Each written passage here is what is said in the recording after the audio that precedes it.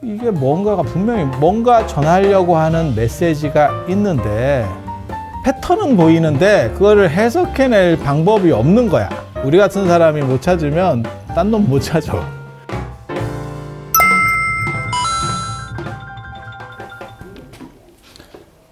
자, 안녕하세요.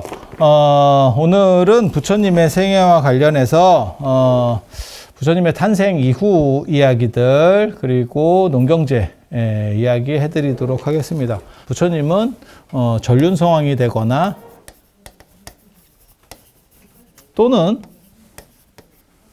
그 다음에 전륜성왕은 붓다가 된다 라는 게 있었어요. 뭐 이런 설정이 하나가 있고 또 다른 본에는 요 밑에는 안 나와. 전륜성왕이 될 거다라는 게 있어요. 그런데 나중에 아시타선인이라고 하는 분이 와서 그러니까 아신타 선인품입니다. 거기 보면 부처님은 시다르타는 전륜성왕이 아니라 붓다가 될 거예요. 라고 확정을 지어줍니다. 그래서 부처님 아버지인 정반왕이 별로 안 좋아했다. 지금 나라가 거지꼴이 돼서 뭔가를 이렇게 확 크게 융성하게 해줄 수 있는 중후의 군주가 필요한데, 그런데 뭐 부처님 수행자가 돼서 뭐가 되겠냐. 그래서 제가 전에 얘기했잖아요.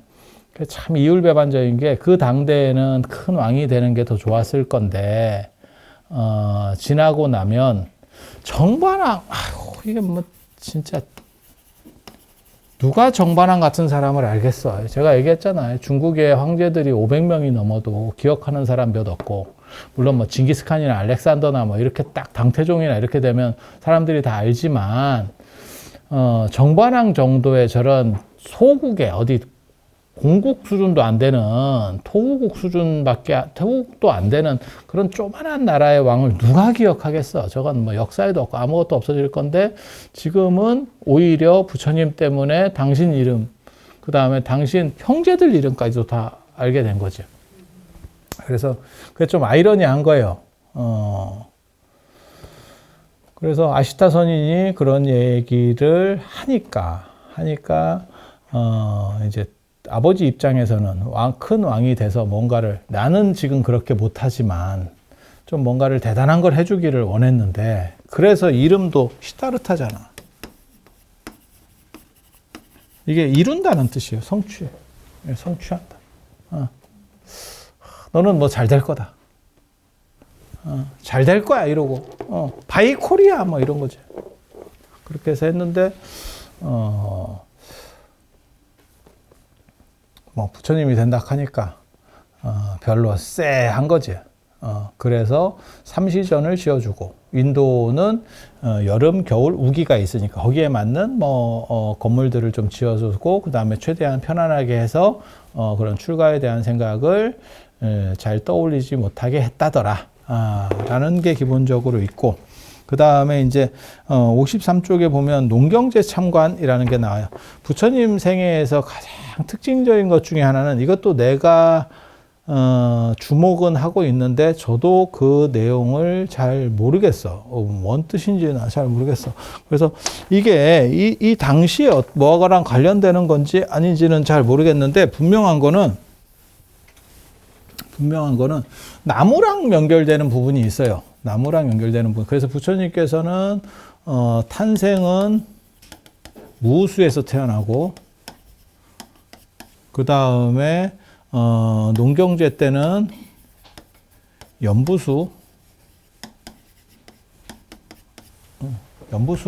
하는 연부나무 밑에서 참관을 하고, 그 다음에 이게 이제 나중에 출가를 해야겠다라고 하는 뭔가 생각이 약간 딱 이렇게 전환되는 변곡점에 해당하는 거거든요. 그리고 요 다음 변곡점은 사문유관이라고 그래서 그때는 이제 실행하는 거와 관련되는 부분이에요. 그리고 깨달음은 보리수, 피팔라수, 보리수, 보리수. 그 다음에 돌아가시는 거는 쿠시나가라에서 사라수. 이게 뭔가가 지금 있거든요. 저렇게 나무에다가 다 매치를 시켰다는 게 어떤 수목신앙, 그러니까 나무신앙과 관련된 무언가가 있었던 것 같아. 근데 그거를 추적을 해도 뚜렷하게 나오진 않아. 근데 사람이 어떤 이렇게 중요한 전환기, 인생의 전환기가 다 나무 밑에서 이루어진다는 거는 누가 봐도 맞춘 것 같은데? 이런 느낌이 들지? 그런 느낌 안 들어? 안 들으면 말어. 안 들으면 말어. 이게 쉬운 건 아니에요. 그래서 이게 뭔가가 분명히 뭔가 전하려고 하는 메시지가 있는데 이게 나무랑 관련된 뭔가가 있는 것 같긴 한데 뭔지를 모르겠어요. 이게 아구가 패턴은 보이는데 그거를 해석해낼 방법이 없는 거야. 우리 같은 사람이 못 찾으면 딴 놈 못 찾아. 근데 나는 이 패턴이 존재한다라는 것까지 찾은 거예요. 그냥 딴 사람들은 아무 생각도 없었고 나는 여기에 지금 어떤 일정 패턴이 나타나고 있어 라는 정도를 얘기하고 있는 거죠. 그래서 이거는 근심이 없다라고 하는 뜻이니까 부처님 어머니가 어떻게 보면 아들을 낳을 때 문제가 없었어요 라고 하는 얘기를 하는 거고, 이거는 이제 뭐 이거는 타당할 거예요. 왜냐하면 그냥 나온 밑에서, 인도 더운데 뭐 수행자가 나온 밑에 있었겠지. 그리고 이 사라쌍수는 아마도 무슨 당신이 눕는 것과 관련된 그런 시설물이 그 안에 있지 않았겠나라는 정도의 추정을 저 같은 사람은 합니다. 그렇지 않으면 정상적이면 이제 그늘이라고 하는 것도 물론 중요하지만 위아래, 머리 위아래에 뭐가 이렇게 막는 게 그렇게 느낌상 좋지는 않거든요. 그냥 큰 나무 하나 밑에 있는 거는 오케이인데 양쪽에 두 나무를, 그것도 사라수가 저렇게 잎이 풍성하지가 않아요. 제가 이렇게 가서 본 바로는. 그래서 굳이 필연성이 있을까에 대해서 생각을 해본 거죠. 지금 있는 거는 이제 연부수. 애가 어느 정도 이제 커서, 부처님이 어느 정도 커서, 아버지가 농경제라는 걸 갖다는 거지. 그러니까 우리식으로 말하면 조선시대에서 있었던 선농제입니다. 선농제. 선농제. 그러니까 농사가 시작될 무렵에 임금이 상징적으로 첫 삽을 뜨고 제사를 지내는, 그 제사를 지냈던 데가 선농단이고, 그리고 거기서 정조가 그 선농제를 지내고, 선농단에 선농제를 지내고 되돌아오려고 할 때, 영조가 돌아오려고 할 때, 그게 진짜인지 가짜인지 잘 몰라요. 돌아오려고 할 때 비가 와서 돌아오지 못하고 밥때가 지났다는 거잖아요. 그래서 그냥 있는 거라도 삶아봐 이래가지고 거기서 고기 같은 거를 올린 거를 가지고 삶은 게 선농탕이 됐죠. 그게 설렁탕이 됐죠. 그랬다고 합니다. 그랬다 카더라야, 카더라. 그래서 거기서 이제 깍두기 국물은 없었겠지.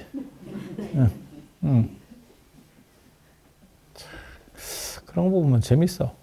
그냥 대충 해서 일단 그것 좀 기다렸다 먹지. 나 같으면 그냥 기다렸다 먹을 건데 그 재물을 꼭 그렇게 먹어야 되나? 물론 뭐 재물을 먹어야 그 제사가 끝나는 거는 맞아요. 그 재물을 나누는 사람한테 제가 그 얘기 하잖아요.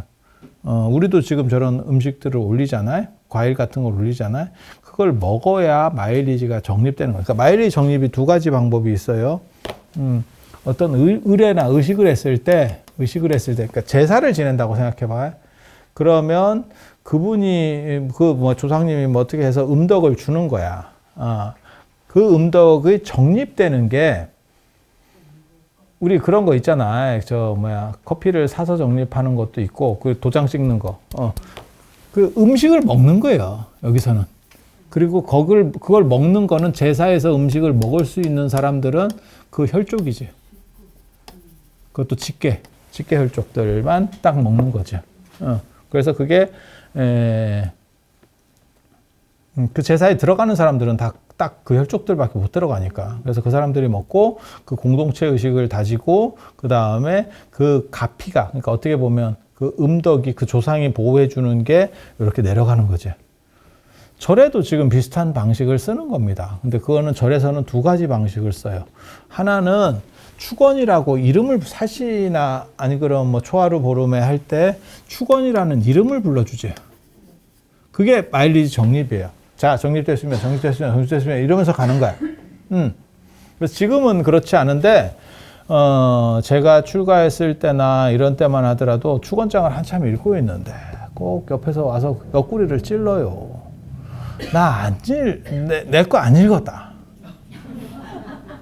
할매가 와가지고 옆구리를 찔러. 안 읽었다.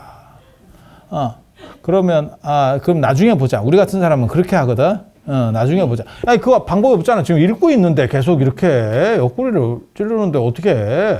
아니, 흔히 있던 일이에요. 몇 번씩 찔려. 몇 번씩 찔려. 그냥 한 번 찔리는 게 아니야. 그만큼 중요한 거예요. 그렇게 하면 우리 같은 사람은 이렇게 다 하고 나중에 그거 안 됐다는 사람 와보라고 그렇게 해서 찾아봐. 그러면 95%는 넘어갔습니다. 당신이 잘 못 들은 거야. 그래서 여기 있잖아요. 이렇게 얘기를 하면 그러면 2장 넘어간 거 아니냐. 또 이제 이렇게 하면 그냥 읽어주면 돼요. 그거 일일이 그거 뭐 따질 수도 없고 그럼 그냥 읽어줘도 되고 뭐 이렇게 그런 경우들이 많이 있었어. 근데 내가 아는 생활의 달인이 있지. 생활의 달인. 축원계 생활의 달인. 옆구리를 찌르잖아? 그럼 그 스님은 읽으면서 앞에 걸 찾아요. 아니, 읽고 있다니까. 지금 축원을 읽는다니까? 그래서, 누구라고요? 이러면 이제, 아니, 누구라고가 아니고 이쪽에서 얘기를 해. 누구 안 읽었어. 이렇게. 그 할매가 복화술을 한단 말이야. 찌르면서. 우리 아들 빠졌어. 뭐 이러면서 아무개 빠졌어. 아니, 옛날에 많이 있었다니까. 그러면 그 스님은 축원을 계속 넘기면서 읽으면서 앞에 쪽에 이렇게 보면서 마치 우리가 그 천수영 같은 거 할 때 내가 누가 딴짓 하는지 이렇게 다 알거든. 조심해. 조심해. 그렇게 한단 말이야.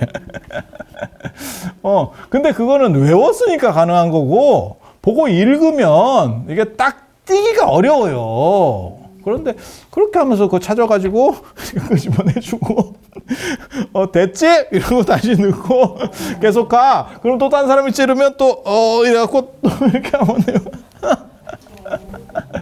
야, 신기하지? 그래서 그렇게 가는 거예요.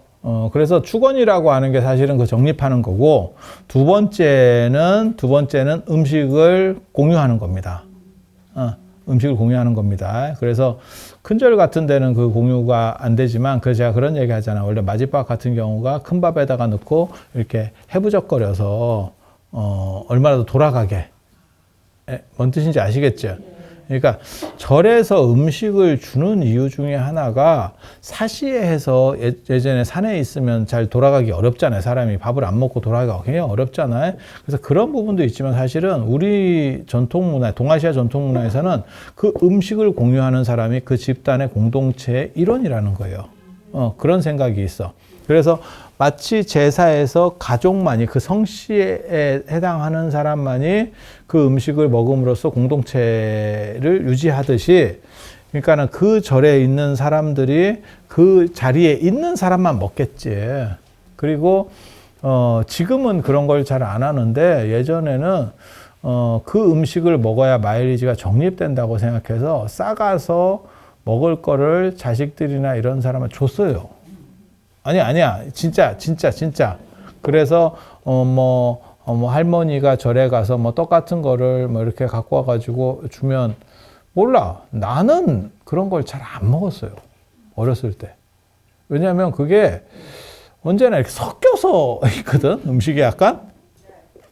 떡하고 과자 이런 게 좀 섞이기 때문에, 나 그런 거 별로 안 좋아한다고. 그래서, 아니, 깔끔한 건 아닌데, 내가 나를 봤을 때 깔끔한 사람은 아니거든? 맞네. 내가 이태리 타월을 쓰는 거는 깔끔한 것 같기도 하고. 그래서, 그런 식으로라도 해서 간접적으로 그 공동체 에너지를 받으려고 하는 게 있었어요. 근데 지금은 이제 그런 게 없는 거지. 그냥 뭐 갖고 가서 좀 드셔보세요. 이런 정도로 싸주는 거고, 그리고 큰절 같은 경우는 싸주는 게 불가능하죠. 불가능하죠. 뭐 어떻게 줄 거야? 감당이 안 되는데. 그래서 아무튼 축원과 음식 공유라고 하는 게 있고, 이 음식 공유가 생각보다는 굉장히 컸어요. 그래서 그런 점으로 생각을 하시면 되고, 그래서 제를 지내면 그 제물을 나눠 먹는 게 있어요. 그리고 공자도 나중에 공자가 대사구라고 하는 지위를 때려치는 게, 노나라에서 제를 지냈는데 당신은 받아야 될 위치에 있어서 제물을. 그러니까 제물을 받는다는 게 정회원이라는 뜻이에요. 뭔 뜻인지 알겠어요? 내 집단이라는 뜻이라고. 우리 안에 속하는 사람이야. 근데 공자가 자꾸 이렇게 조광조 같이 뭐 이렇게 뭐 얘기를 자꾸 하니까 임금이 짜증이 나는 거야. 짜증이가. 저놈이 밑에 놈인데, 을인데 왜 갑질을 하냐는 거지. 여러분도 그런 거 당해봤잖아.